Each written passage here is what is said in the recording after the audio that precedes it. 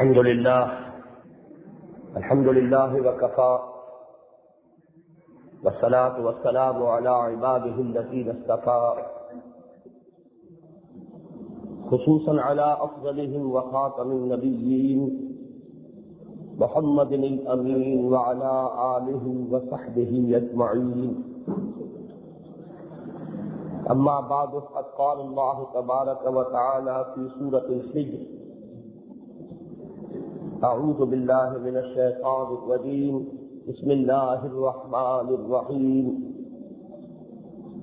وإذ قال ربك للملائكة إني خالق بشرا من صلصال من حمأ مسنون فإذا سويته ونفخت فيه من روحي فقعوا له ساجدين. وقال تبارك وتعالى في سورة الصاد: وَإِذْ قَالَ رَبُّكَ لِلْمَلَائِكَةِ إِنِّي خَالِقٌ بَشَرًا مِّن طِينٍ فَإِذَا سَوَّيْتُهُ وَنَفَخْتُ فِيهِ مِن رُّوحِي فَقَعُوا لَهُ سَاجِدِينَ. صدق الله العظيم. وعن أبي عبد الرحمن بن مسعود رضي الله تعالى عنه قال: حدثنا رسول الله صلى الله عليه وسلم وهو الصادق المصدوق: إن أحدكم يجمع خلقه في بطن أمه 40 يوما نطفة ثم يكون علقة مثل ذلك ثم يكون مضغة مثل ذلك ثم يرسل إليه الملك فينفخ فيه الروح. رواه البخاری ومسلم رحمهم اللہ. رب اشرح لي صدری ويسر لي امری واحلل عقدۃ من لسانی يفقهوا قولی. اللهم ربنا الهمنا رشدنا واعصمنا من شرور انفسنا.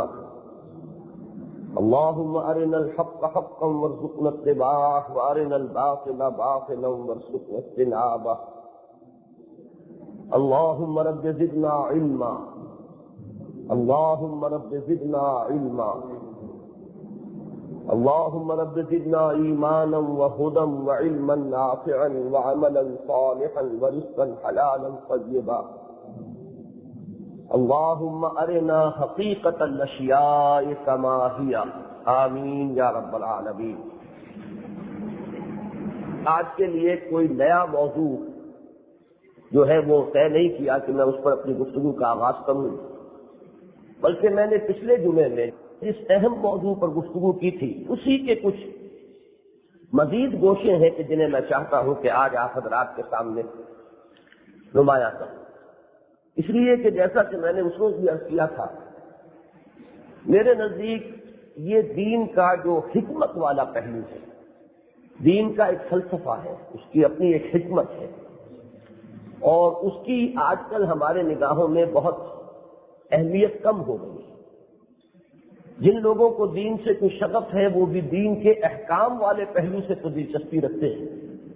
کیا حلال ہے، کیا حرام ہے، کیا واجب ہے، کیا فرض ہے، کیا واجب ہے، کیا سنت مؤکدہ ہے، کیا سنت غیر مؤکدہ ہے، کیا مستحب ہے، کیا مکروہ ہے، کیا مکروہ تحریمی ہے.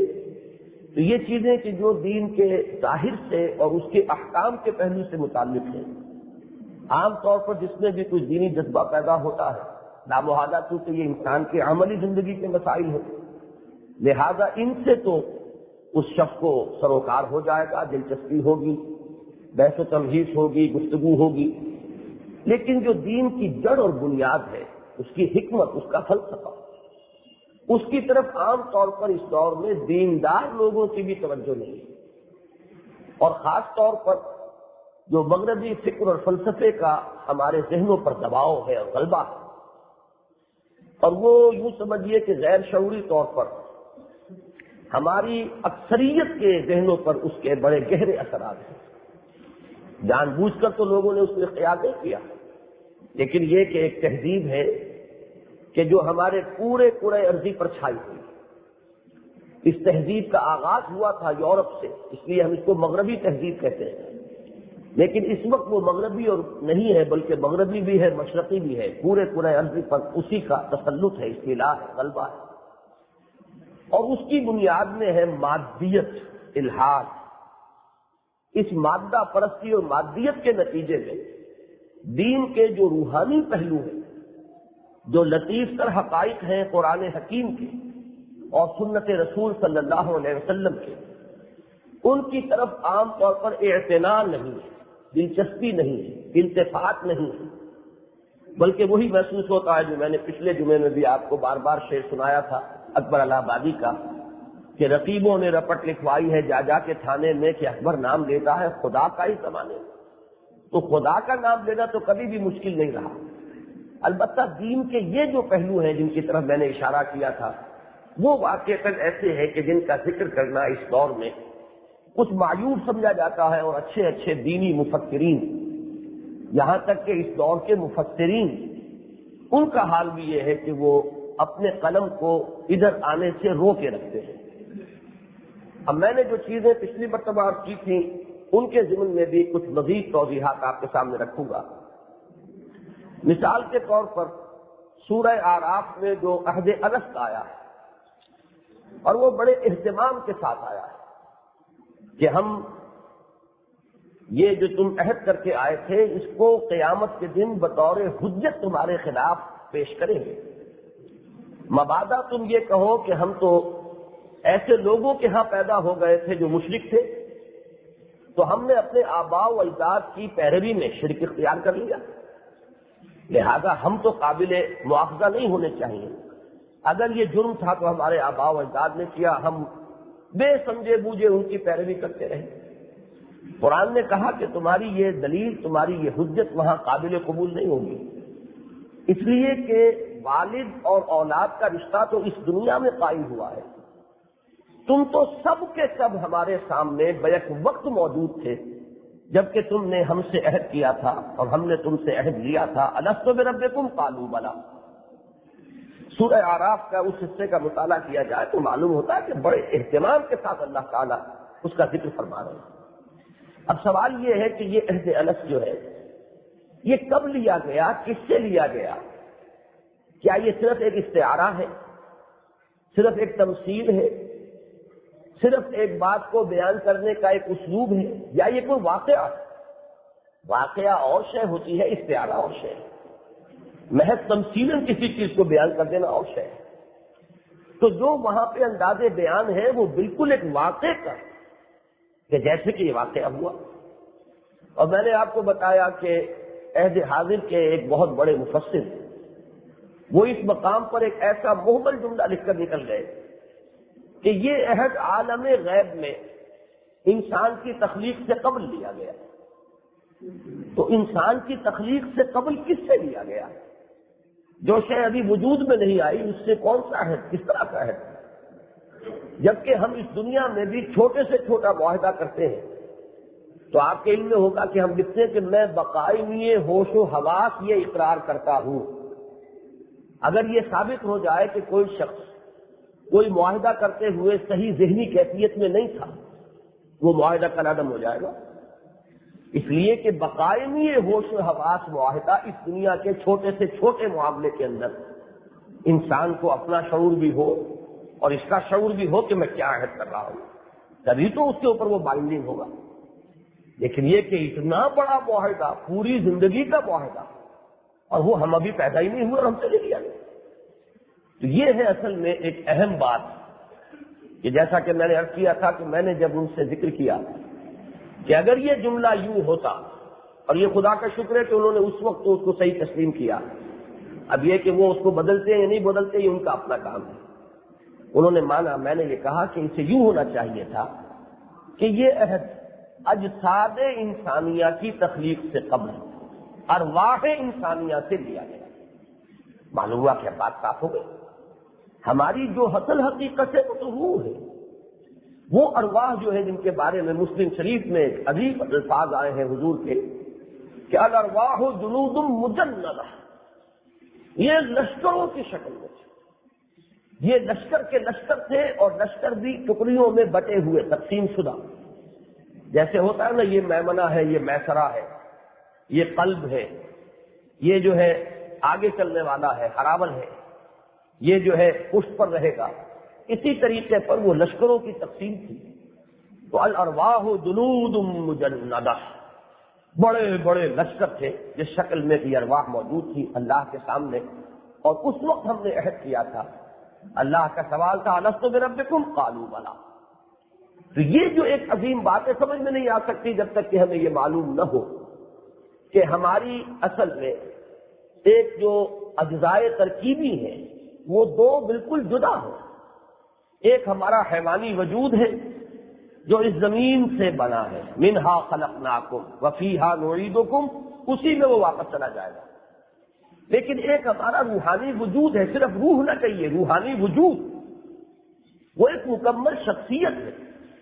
وہ روحانی وجود خاکی نہیں ہے، زمینی نہیں ہے، پستی کا متین نہیں ہے، بلکہ انا للہ و انا الیہ راجعون. وہ عالم بالا سے آیا تھا، عالم بالا کو لوٹ جائے گا. اب یہ اگر حقیقت سامنے نہ ہو تو عہد الست جو ہے اسے آپ بس ایک سرسری سا، ایک صرف انداز بیان، ایک تمثیلی پیرایا سمجھ کر گزر جائے. اس کے ذیل میں قرآن مجید میں ایک مضمون بکثرت آیا ہے اور ایک مقام پر وہ بہت ہی نمایاں ہو کر آیا ہے، اور میں دیکھ کر حیران رہ گیا کہ اس مقام کا حق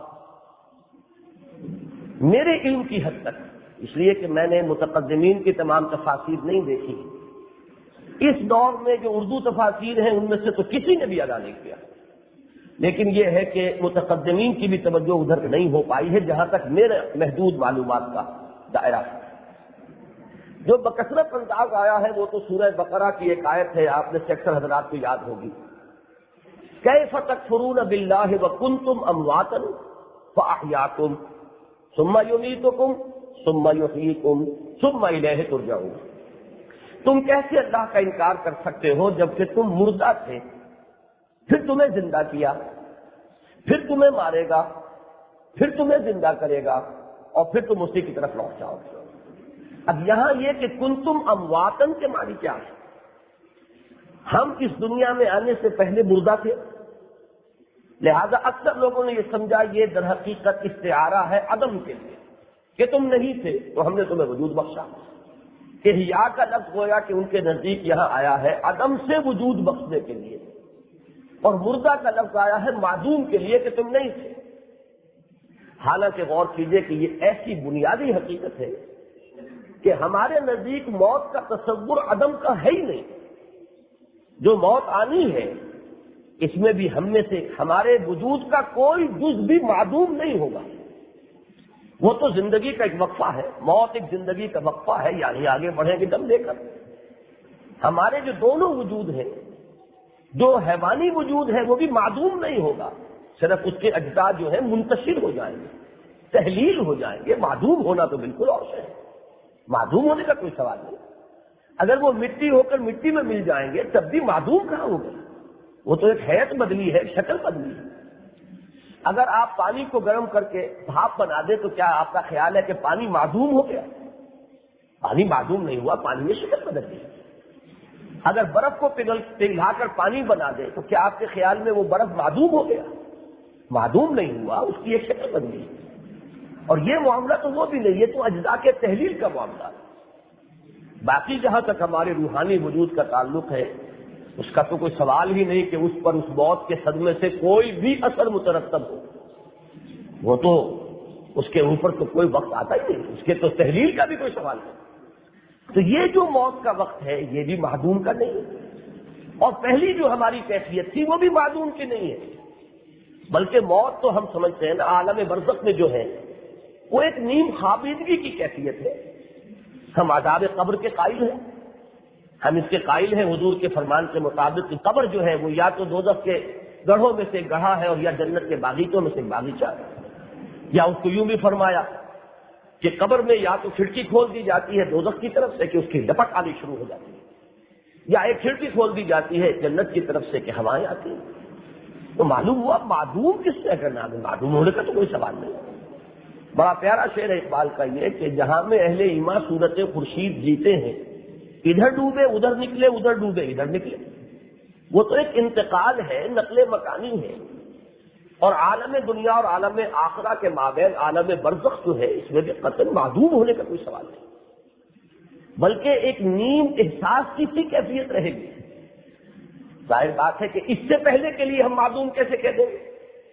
اب اس کا بھی حل اسی طرح نکلتا ہے۔ اب دیکھیے یہ مضمون تو کئی مرتبہ آیا قرآن میں تم مردہ تھے، پھر تمہیں زندہ کیا، پھر تمہیں مارے گا، پھر جلائے گا، لیکن ایک مقام پر یہ سورہ مومن یا سورہ غافر، یہ دو نام ہیں اس کے، ہمارے ہاں عام طور پر سورہ مومن لکھا جاتا ہے، عرب ممالک میں عام طور پر مصاحف میں سورہ غافر لکھا جاتا ہے، غافر الذنب وقابل التوب شدید العقاب ذی الطول۔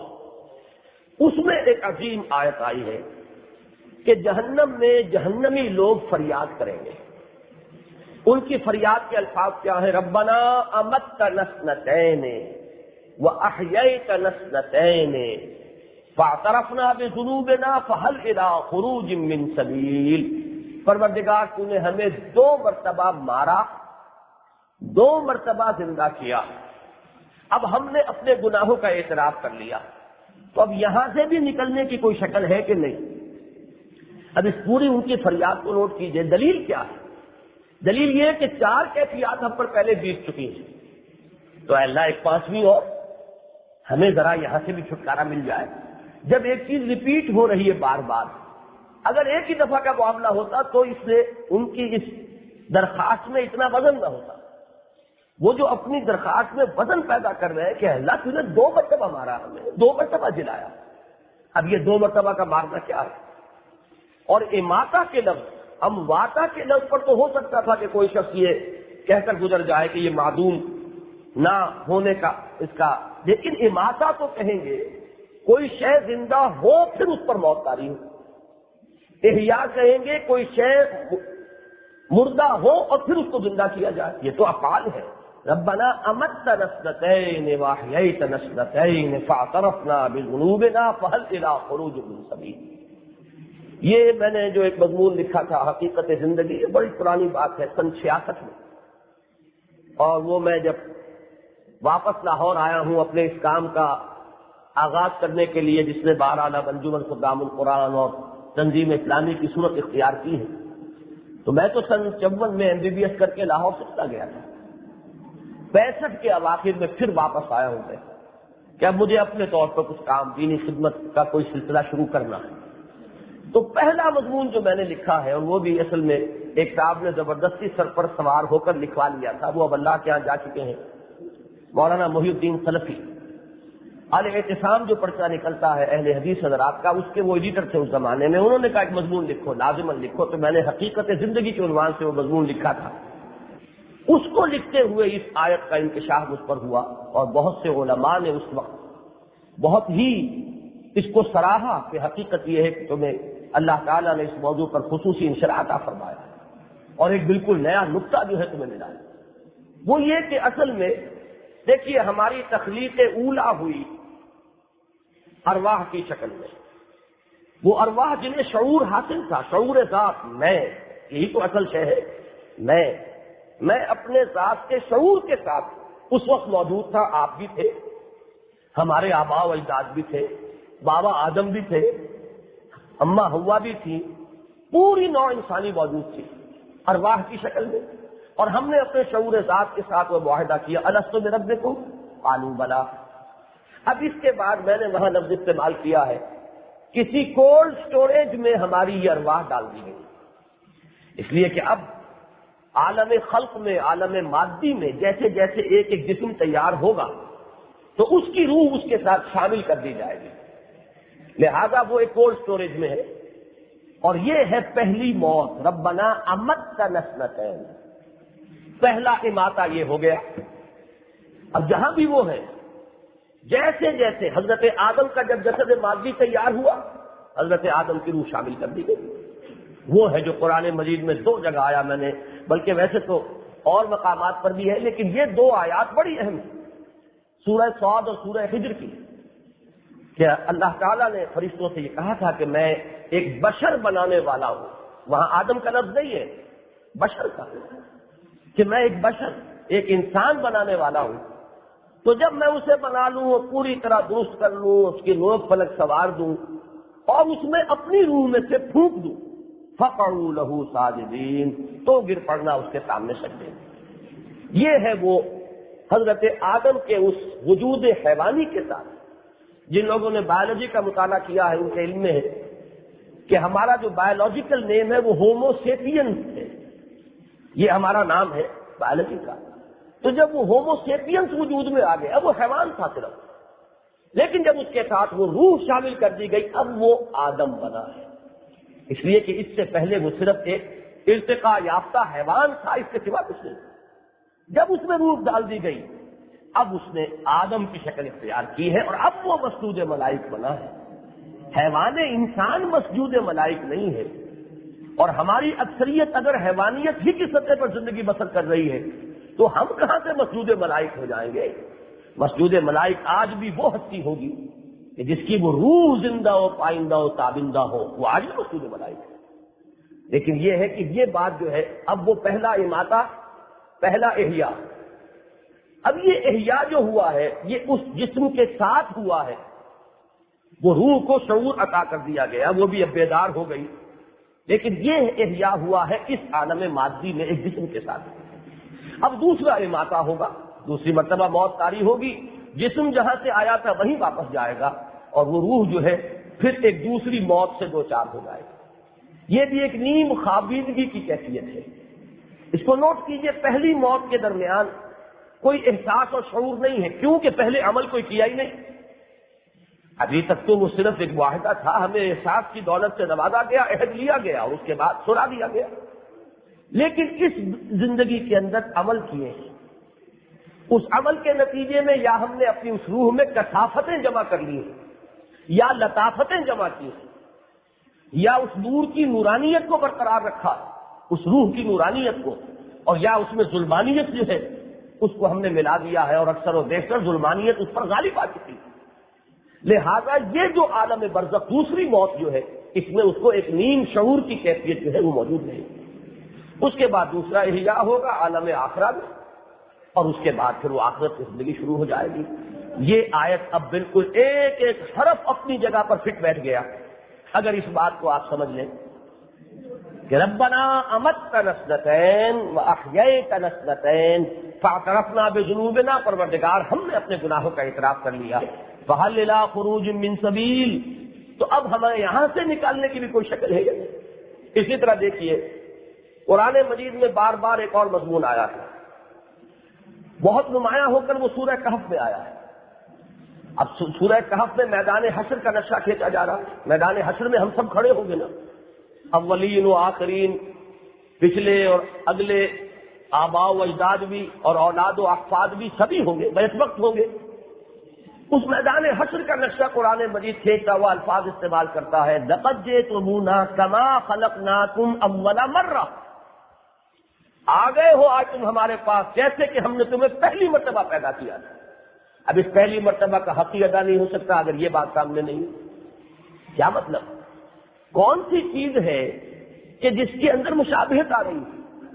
مشابہت کیا ہے کہ جیسے پہلی مرتبہ تخلیق تمہاری ہوئی تھی عالم ارواح میں، تو تم سب کے سب بیک وقت موجود تھے، آدم سے لے کر آخری انسان تک سب کے سب بیک وقت موجود تھے، الارواح جنود المجندہ کی شکل میں۔ آج پھر تم اسی طریقے سے بیک وقت پوری نوع انسانی ہمارے سامنے آ گئی، ورنہ کوئی اور بات ہے ہی نہیں۔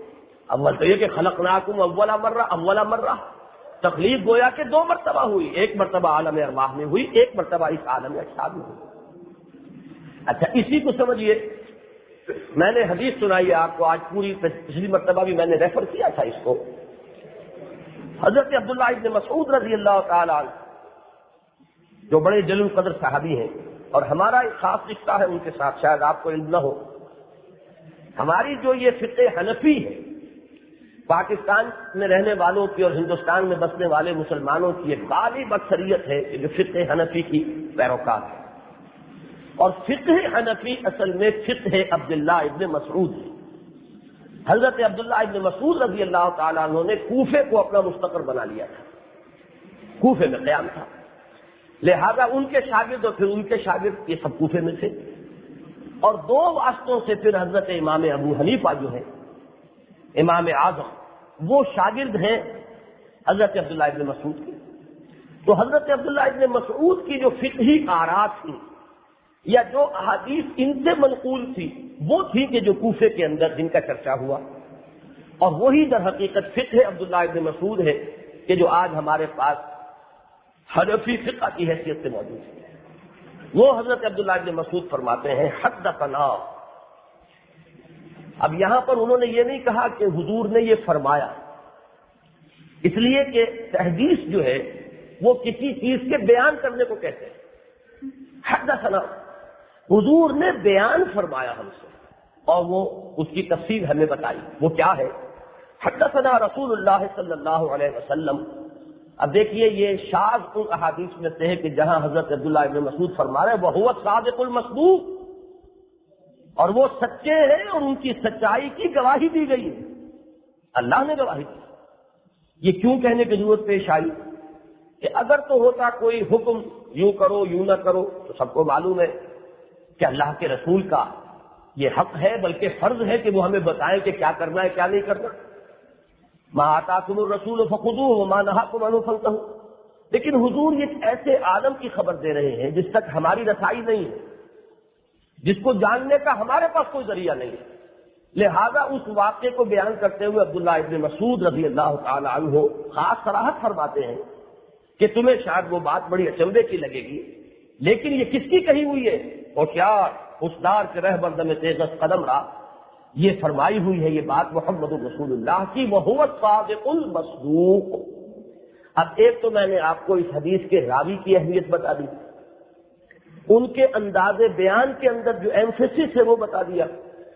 تیسری بات یہ نوٹ کیجئے کہ جو روایت کے اعتبار سے بلند ترین درجہ ہو سکتا ہے احادیث کا، ان میں سے یہ ایک حدیث ہے متفق علیہ. امام بخاری اور امام مسلم دونوں اسے اپنی صحیحین میں لے کر آئے.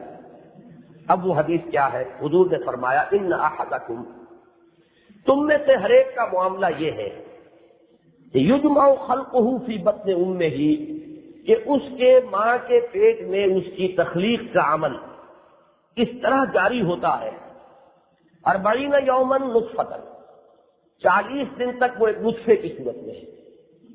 ثم یکون علقۃ مثل ذلک، پھر اتنا ہی عرصہ وہ مضغہ کی شکل میں ہے. ثم یکون علقہ کی شکل میں ہے. ثم یکون مضغۃ مثل ذلک، پھر 40 دن ہی وہ مضغے کی شکل میں ہے. اب یہ 40 جمع 40 جمع 40 120 دن ہوئے 4 مہینے.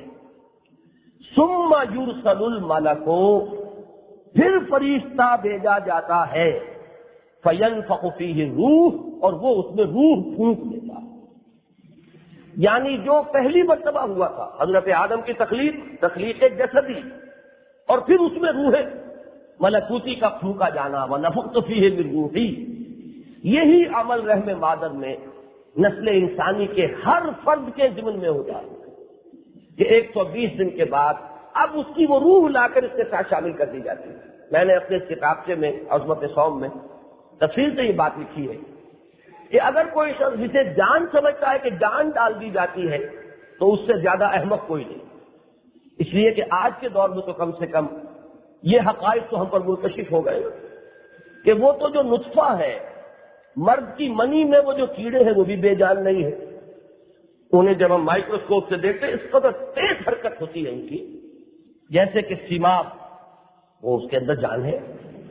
پھر جو بیضہ انثی ہے ماں کے رحم میں جو آتا ہے وہ بھی بے جان نہیں ہے. پھر یہ 120 دن جو مختلف مراحل طے کر رہا ہے جنین، یہ امبریو جو رحم مادر میں ووم میں، یہ کوئی مردہ شے تو نہیں ہے. اس میں حیاتیاتی عمل تو بتمام و کمال موجود ہے. تو روح کو کنفیوز نہ کیجیے جان کے ساتھ، جان تو پہلے دن سے موجود ہے اس میں، لیکن حقیقت میں اس کا وہ روحانی وجود جو ہے وہ اب لا کر اس کے ساتھ شامل کر دیا گیا. کیسے یہ حقائق معلوم ہو اور یہ باطنی حقائق کیسے کھلے اگر یہ بنیادی حقیقت سامنے نہ آتا کہ یہ دو مستقل علیحدہ وجود ہیں، ان کی سورس جدا ہے، ان کے تقاضے جدا ہیں. لیکن یہ کہ اس دور کا ایک مادہ پرستانہ فکر ہے کہ جس کا غلبہ اتنا ہے، میں نے اس میں کوٹ کیا ہے، نام نہیں دیا، بہت بڑے متکلم اسلام سمجھے جاتے ہیں جنہوں نے یہ لکھ دیا ہے کہ یہ تصور ہی غلط ہے کہ روح اور جسم جسد جو ہے وہ کوئی مختلف چیزیں ہیں اور ان کے کوئی متضاد تقاضے ہیں اسلام کے لیے. یہ تصور جو ایلین ہے، یہ اجنبی تصور ہے. یہ تو روحانیات کا کچھ تصور ہے کہ اسلام جو ہے ان کی سمجھ کے مطابق اس کو قبول ہی نہیں کرتا. تو واقعہ یہ کہ اسے میں کہا کرتا ہوں کہ یہ اس دور میں ایک سیکولر ورژن ہے اسلام کا، مذہب کا ایک لامذہبی ایڈیشن ہے کہ مذہب کو بھی اس کے باطنی جو اسپیکٹس ہیں، جو اس کے اصل حقائق ہیں، وہ اس سے چھین کر اور ختم کر کے وہ صرف اس کی مادی حقیقتیں جو ہے ان کو سمجھ لیا گیا ہے کہ یہ کل دین ہے، یہ کرو یہ نہ کرو، یہ جائز ہے یہ ناجائز ہے، یہ حرام ہے اور یہ تمہارے لیے واجب ہے. یہ چیزیں یقیناً دین کا حصہ، اس میں کوئی شک نہیں، یہ صراط مستقیم ہے. اس میں سے ہر حکم بہت قیمتی ہے، لیکن یہ کہ یہ جو حقائق ہے یہ اصل میں دین کی جان ہے. بلکہ اگر میں یہاں لفظ روح استعمال کروں، یہ روح دین ہے، دین کی روح جو ہے وہ اصل میں یہ حقائق ہے. اسی طریقے سے ذرا آگے چلیے. پچھلی مرتبہ میں نے حقیقت وحی کے بارے میں عرض کیا تھا. اب یہ مسئلہ وہ ہے کہ جو صرف اس دور میں نہیں بلکہ ہمارا جو دور اول ہے اس میں جو فلاسفہ تین بہت مشہور ہیں، ابن سینا، کندی، فارابی، یہ تین ہمارے اس دور اول کے بڑے مشہور فلسفی ہیں. ان فلسفیوں کو بھی حقیقت وحی سمجھنے میں بڑی مشکل پیش آئی. وحی کیا شے ہے؟ یہ تو مان لیا کہ اللہ کی طرف سے بات ہے، آئی کیسے آئی، کس ذریعے سے آئی؟ آیا وحی کو نبی کا یہ کان سنتا ہے یا یہ کہ کوئی اور چیز ہے اس کا ریسیونگ سیٹ کون سا ہے؟ دیکھیے ہوا کے اندر موجیں موجود ہیں کہ جس کو ہمارا ریسیونگ سیٹ ہے ریڈیو کا وہ کیچ کر لیتا، ہم نہیں کیچ کر سکتے. حالانکہ کان ہمارے موجود ہیں، لیکن یہ کہ اس کے لیے کوئی خاص استعداد درکار ہے. آخر ٹیلی ویژن تو یہ ساری چیزیں لے آتا ہے، یہ فضا میں تو موجود ہے، صرف یہ کہ اس کے لیے ایک ریسیونگ سیٹ درکار ہے آپ کو کہ جو اس شے کو کیچ کر سکے، اس کو پکڑ سکے، اس کو گرفت میں لا سکے، اس کو انٹرپریٹ کرے، اس کو سامنے لے آئے. سارا مسئلہ یہ ہوا کے اندر وہ موجیں موجود ہیں، ساؤنڈ ویوز، لیکن ایک شخص بہرا ہے نہیں سن سکتا اور ایک شخص جو ہے جس کا کان درست ہے وہ سن لیتا ہے. تو اصل میں وہ ریسیونگ سیٹ کون سا ہے؟ وحی کا. آیا وہی جو انسان کا جسد مادی ہے، حیوانی، جس کے اندر یہ آنکھیں ہیں دیکھنے کے لیے، یہ کان ہے سننے کے لیے، کیا انہی کے ذریعے سے وہی بھی ریسیو ہوتی؟ اب یہ ہے وہ پیچیدہ مسئلہ. یہی اس دور میں مسئلہ کھڑا ہو گیا، اس لیے کہ وہ جو دور جس کا میں نے ذکر کیا ہے، جو فلاسفہ محض تھے، جن کو میں کہہ رہا ہوں ابن سینا اور کندی اور فارابی، بڑے ٹاپ کے فلسفی ہیں. یہ ویسٹ میں ان کا لوہا مانا جاتا ہے، بلکہ ان کو مانا جاتا ہے کہ یہ گویا کہ ان میں شامل کر لیجئے ابن رشد کا اور نام. تو ابن رشد کو تو وہ کہتے ہیں معلم ثانی، ایوروس، ایویسینا، یہ ایویسینا ابن سینا. تو یہ چیزیں جو ہے ذہن میں رکھیے کہ وحی کی حقیقت کو نہیں سمجھے. یہ وحی کی حقیقت سمجھنے والے یا صوفیاء تھے یا پھر متکلمین کے جنہوں نے کسی نہ کسی طریقے سے فلسفے اور جو وحی کی دی ہوئی معلومات ہیں ان کے درمیان مطابقت کی کوشش کی. اس دور میں یہ چکر پڑ گیا ہمارے سر سید احمد خان مرحوم کو. اب اگر فرشتہ کوئی شے نہیں ہے، روح کوئی شے نہیں ہے، تو یہ وحی کدھر سے آئی؟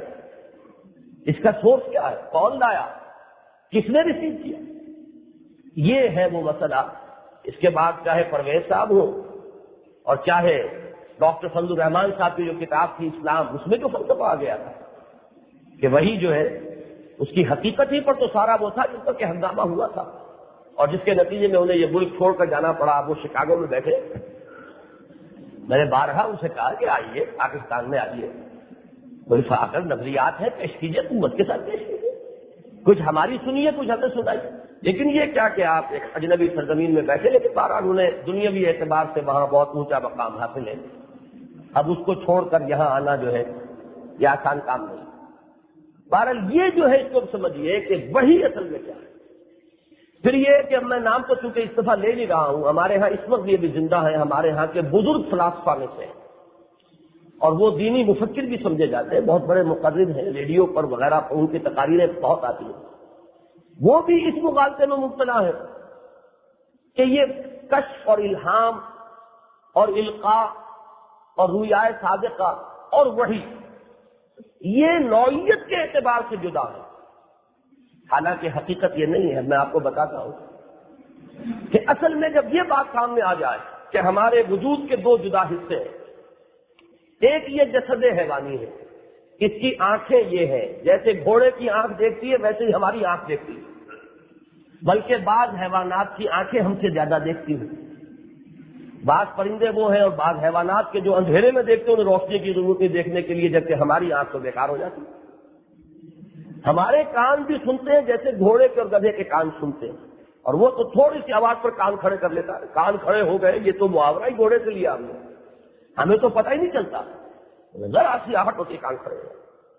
تو یہ جو ہمارا وجود ہے اس کے یہ ہے علم کے ذرائع، یہ ابواب علم ہے اس کے، کہ آنکھوں سے دیکھا، کانوں سے سنا، اور یہ جو دماغ ہے کھوپڑی کے اندر، یہ ہے کہ جو اس کو انٹرپریٹ کرتا ہے، یہ کمپیوٹر ہے کہ جو اس کو جو فیڈ ہو رہا ہے ڈیٹا، وہ پچھلے ڈیٹا کے ساتھ اس کو کوریلیٹ کر کے، انفر کر کے، ڈسائفر کر کے نتیجہ نکالتا ہے، اور وہ ہماری ایک معلومات میں اضافہ ہو گیا۔ لیکن یہ جان لیجئے کہ ہماری روح یا ہمارا روحانی وجود، اس کی بھی ایک آنکھ ہے، وہ دیکھتا ہے لیکن اس آنکھ کے ذریعے سے نہیں، وہ ہمارا روحانی وجود سنتا ہے مگر اس کان کے ذریعے سے نہیں۔ اس کا جو آنکھ اور کان کا فنکشن ہے وہ یہ ہمارا قلب ادا کرتا ہے۔ اس کا بھی ایک دماغ ہے، سوچتی ہے وہ، لیکن وہ بھی اس دماغ سے نہیں سوچتی، اس قلب سے سوچتی ہے۔ ہمارے اس روح کا مرکز جو ہے یا مسکن کہیے ہمارے وجود میں، یہ قلب ہے۔ اگرچہ اس قلب کی بھی ایک مادی حیثیت ہے کہ یہ پمپ ہے، ادھر سے خون آ رہا ہے ادھر جا رہا ہے، بس اس کے سوا کچھ نہیں، یہ اس کی مادی حقیقت ہے، لیکن وہ روح بھی اسی میں ہے۔ یہ اس کا وہ فورتھ ڈائمنشن ہے کہ جو ہماری سمجھ میں نہیں آ سکتا۔ اور وہ روح جب دیکھتی ہے تو قرآن کہتا ہے دل نے دیکھا، روح جب سنتی ہے تو قرآن کہتا ہے روح نے سنا، قلب نے سنا، جب روح غور کرتی ہے تو قرآن کہتا ہے دل نے سوچا۔ یہ ساری چیزیں جو ہے قرآن اس کو منسوب کرتا ہے قلب کی طرف۔ لہم قلوب لا یعقلون بہا، ان کے دل تو ہے لیکن وہ تعقل، روح والا تعقل موجود نہیں ہے۔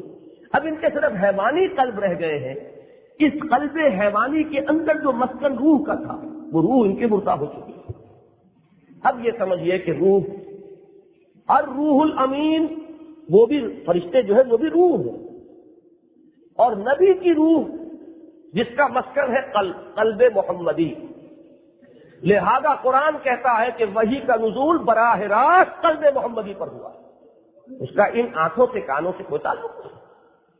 نزل بہ روح الامین علی قلبک، اے محمد صلی اللہ علیہ وسلم اس وحی کو لے کر نازل ہوئے ہیں۔ حضرت جبرائیل کہاں نازل ہوئے؟ آپ کے قلب مبارک پر۔ فَإِنَّهُ نَزَّلَهُ عَلَى قَلْبِكَ، اس نے تو آپ نے اتارا ہے قرآن آپ کے دل پر۔ مطلب کیا ہوا کہ اس میں اس حیوانی جو سورسز آف نالج ہے، حواس ظاہریہ جنہیں ہم کہتے ہیں، ان آنکھوں کا کوئی دخل نہیں، ان کانوں کا کوئی دخل نہیں، اس دماغ کا کوئی دخل نہیں۔ تو سارا کا سارا فینومینن جو ہے متعلق ہے روح سے، جس کا مسکن ہے قلب۔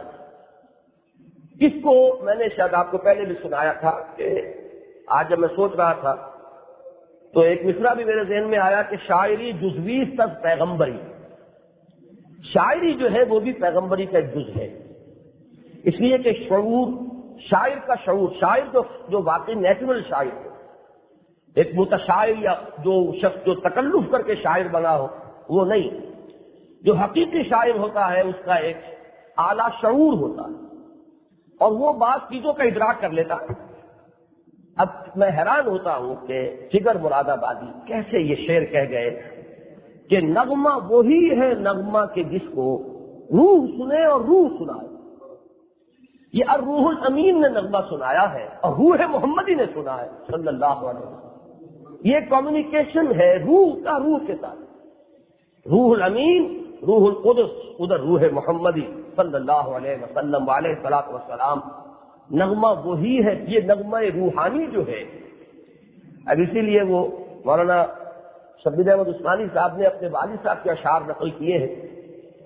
وہ 3 شعر ہیں جہاں تک مجھے یاد ہے، مجھے وہ 2 ہی یاد ہے اس میں سے، بلکہ وہ ایک کا مصرع اول دوسرے کا جوڑ کر میں نے کچھ پتہ نہیں کیوں میرے ذہن میں بیٹھ گیا اس طرح کہ سنتے سنتے نغمہ ہائے محفل بدعات کو، کان بہرے ہو گئے دل بے مزہ ہونے کو ہے. آؤ سنوائے تمہیں وہ نغمہ مشروع بھی، کوہ جس سے خاشع متصدعا ہونے کو ہے. یہ وہ نغمہ وحی جو ہے جو روح الامین نے سنایا، روح محمدی نے سنا، اور پھر لسان محمدی سے صلی اللہ علیہ وسلم وہ منتقل ہوا نسل انسانی کو. یہ نغمہ وہ ہے کہ جس کی تاثیر وہ تھی کہ قرآن کہتا ہے لو انزلنا هذا القرآن على جبل لرأيته خاشعا متصدعا من خشية الله. تو جیسے ایک وجد پہ انسان آ جاتا ہے، اس ظاہری نغمے سے بھی وجد میں آتا ہے. لوگوں میں کم اس کی استعداد ہے. بہت سے لوگ ایسے ہوتے ہیں جنہیں موسیقی سے کوئی مسئلہ نہیں ہوتا.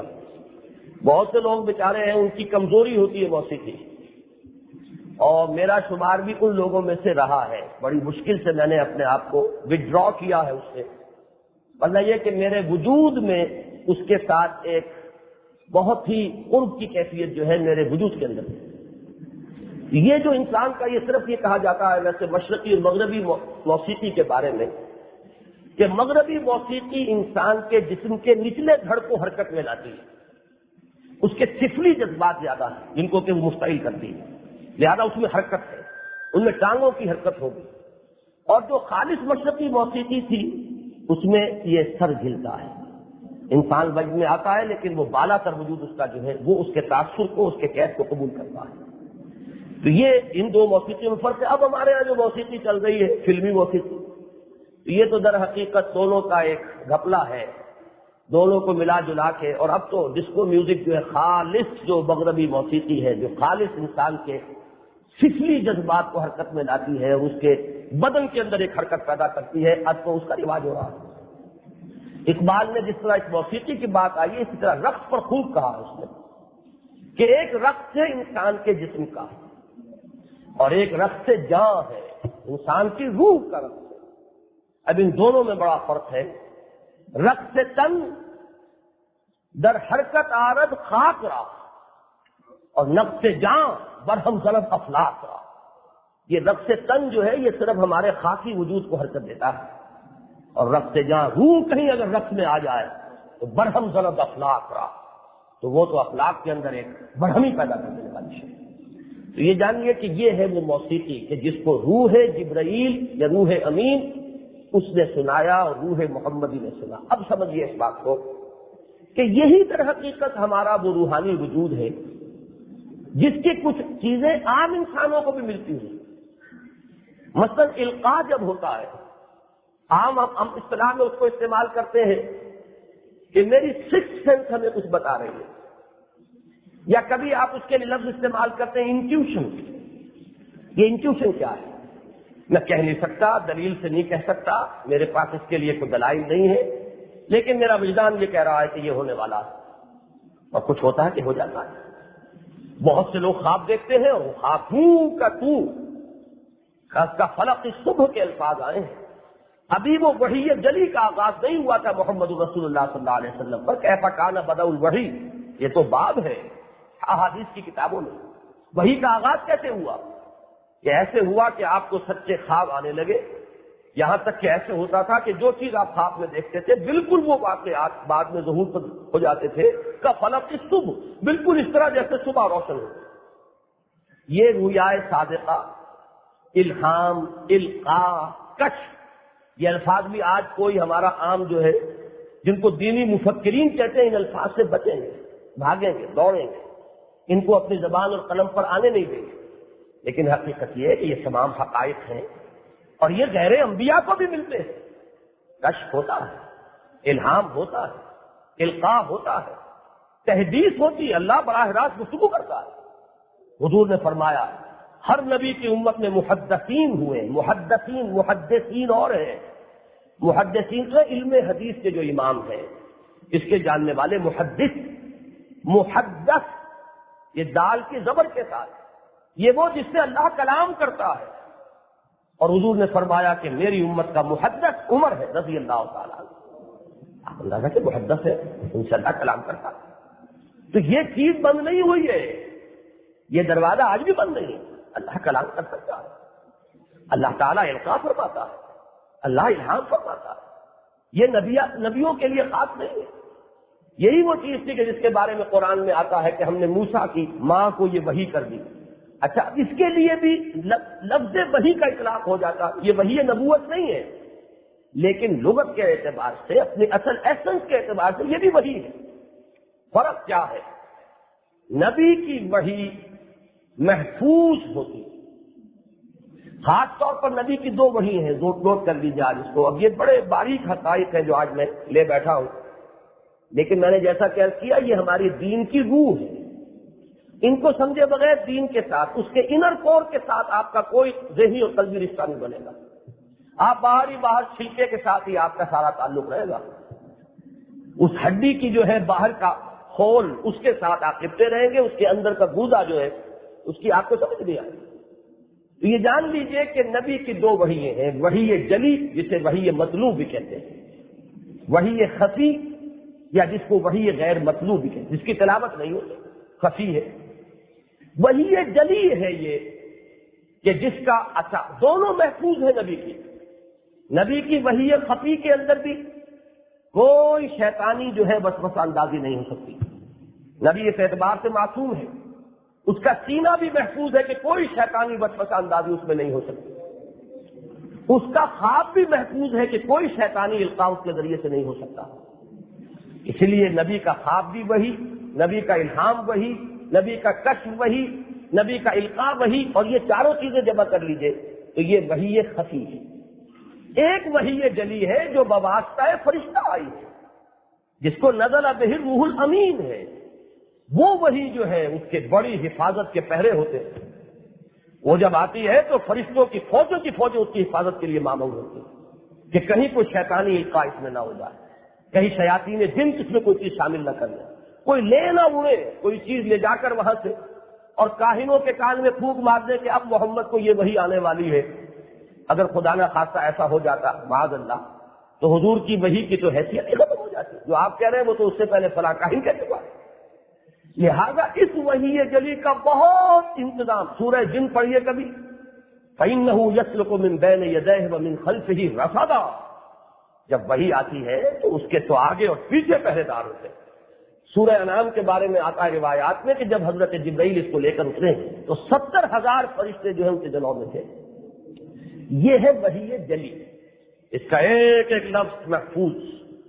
البتہ وحی خفی جو ہے نبی کی، وہ بھی اس اعتبار سے تو محفوظ ہے کہ اس کے اندر شیطان کی کوئی القاء آمیزش نہیں ہو سکتی. البتہ اس کا درجہ وحی جلی والا نہیں ہے. وہ ہے کہ اس کو ہم وحی خفی کہیں گے، اس کو ہم حدیث کہہ دیں گے. اگرچہ حدیث کے اندر تو بہت سی چیزیں شامل ہیں، ہر حدیث وحی خفی نہیں ہے. اس کو اچھی طرح سمجھ لیجیے گا. اس لیے کہ بعض تجرباتی معاملات جو ہیں دنیا کے، اس میں حضور صلی اللہ علیہ وسلم نے ہمیں آزادی دی کہ یہ چیزیں وہ ہیں کہ جو تم مجھ سے بہتر جانتے ہیں. الفاظ ہیں حضور کے، انتم عالم بامور دنیا کو، تم اپنے ان تجرباتی اور دنیاوی علوم کو مجھ سے زیادہ جانتے ہیں، اس کے مطابق کرو. آرٹیفیشل پالینیشن جو کھجور کی جو کیا کرتے تھے مدینے والے، حضور چونکہ زراعت پیشہ لوگوں سے متعلق نہیں تھے، تجارت کے گر سارے حضور کو آتے تھے، اس لیے کہ حضرت تجارت کی تھی. لیکن یہ چیزیں تجرباتی ہیں، لیکن زراعت کی چیزیں آپ کے علم میں نہیں تھی. لہٰذا آپ نے آ کر فرمایا کہ تم اگر یہ کام نہ کرو تو کیا حرج ہے. نہیں کیا اور اس سال جھاڑ کم ہو گیا. اب جب صحابہ نے عرض کیا حضور آپ نے فرمایا تھا ہم نے نہیں کیا اور اس دفعہ فصل کم ہوئی، آپ نے فرمایا انتم عالم بامور دنیا کو. حضور نے جب غزوہ بدر میں جہاں پڑاؤ ڈالا ہے، صحابہ نے عرض کیا 10 بستہ حضور اگر یہ وحی سے ہے تو سر آنکھوں پر، اور اگر یہ اس میں تو آپ کا ذاتی اجتہادی فیصلہ ہے تو ہمیں عرض کرنے کی اجازت دیجیے کہ یہ جو بھی ہماری ملٹری سائنس ہے اس کے اعتبار سے یہ پڑاؤ کی صحیح جگہ نہیں. آپ نے فرمایا ٹھیک ہے اور وہاں سے اپنا پڑاؤ اٹھا لیا. کیا حضور وحی کے ذریعے سے کیے ہوئے کسی فیصلے میں ترمیم قبول کر سکتے تھے؟ معلوم ہوا یہ بات تو بڑی ہی لوگوں نے جو سمجھی ہے بہت غلط سمجھی ہے. حضور کے اپنے اجتہادات کا دائرہ بہت وسیع ہے. البتہ اس میں بھی شیطانی آمیزش کوئی نہیں ہو سکتی، اس کا کوئی سوال نہیں. نبی جو ہے محفوظ. البتہ یہ وحی خفی جو ہے، یہ جو میں نے 4 چیزیں گنوائی، القاء، الہام، رویائے صادقہ اور کشف، اس کے دروازے بند نہیں ہیں۔ یہ آج بھی اولیاء اللہ کو، اللہ کے دوستوں کو کشف بھی ہوتا ہے، الہام بھی ہوتا ہے، لیکن ان میں سے کوئی چیز محفوظ نہیں ہے۔ اس میں شیطان کا القاء بھی شامل ہو سکتا ہے۔ یہی وجہ ہے کہ ہمیں یہ کہہ دیا گیا ہے، تمام صوفیاء کا یہ کہنا ہے، متفق علیہ ہے ان کے مابین یہ بات، کہ کوئی صوفی بھی اپنے کشف پر مطلقاً عمل نہیں کر سکتا، اسے وہ پیش کرے گا شریعت پر، شریعت کے مطابق ہے، صحیح ہے، نہیں ہے رد کر دیا جائے گا۔ بڑے سے بڑے صوفی کا کشف جو ہے وہ دین میں حجت نہیں ہے، لیکن اس کے وجود کا انکار نہیں آپ کر سکتے۔ اب یہ وہ حقائق کیسے سمجھ میں آئے گا؟ ان کو سمجھ لیا گیا یہ ڈھکوسلے ہیں۔ یہ صحیح ہے کہ اس نام سے دکانداری بھی بہت ہو رہی ہے، تو وہ تو یہ کہ فتویٰ فروشی بھی تو ہو رہی ہے، تو کیا فتویٰ فروشی کی بنیاد پر آپ فقہ کو ہٹا کے رکھ دیں؟ لوگوں نے آخر دین فروشی کا کون سا دھندا اختیار نہیں کیا؟ سب کچھ ہوگا، اس کی وجہ سے ہم آپ دین کو جو ہے بالکل رد نہیں کر دیں گے۔ اسی طریقے سے اگر ان چیزوں کی بنا پر لوگوں نے کچھ دکانداریاں شروع کر لی ہیں تو اس کی وجہ سے ہم اصلاً اس کی حقیقت کے منکر نہیں ہوں گے۔ آج اسی پر میں اتفاق کر رہا ہوں۔ اقول قولی ھذا واستغفر اللہ لی ولکم ولسائر المسلمین والمسلمات۔